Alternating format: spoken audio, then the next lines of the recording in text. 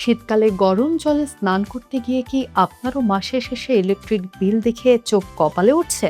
আপনি কি জানেন আপনার গিজার ব্যবহারের সামান্য কিছু ভুল অভ্যাসের কারণে প্রতিদিন জলের মতো টাকা জলে চলে যাচ্ছে? আজকের এই ভিডিওতে জানুন গিজার ব্যবহারের সেই মারাত্মক ভুলগুলো সম্পর্কে। অনেকেই স্নান করার অনেকক্ষণ আগে গিজার অন করে রাখেন এবং স্নান শেষ হওয়ার পরেও তা বন্ধ করতে ভুলে যান। এর ফলে জলের তাপমাত্রা অতিরিক্ত বেড়ে যায় এবং থার্মোস্ট্যাট বন্ধ হয়ে যাওয়ার পরেও গিজার অতিরিক্ত বিদ্যুৎ খরচ করতে থাকে। বিশেষজ্ঞরা বলছেন, স্নান করার ঠিক 15 থেকে 20 মিনিট আগে গিজার অন করলেই যথেষ্ট।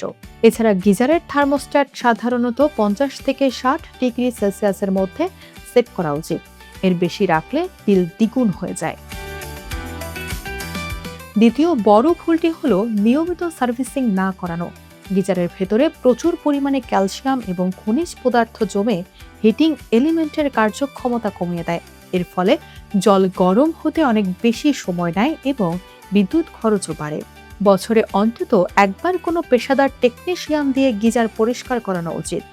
এছাড়া আপনার বাড়িতে যদি নোনা জল বা হার্ড ওয়াটার আসে, তবে গিজারের আয়ু ও কার্যকারিতা আরও দ্রুত কমে যায়।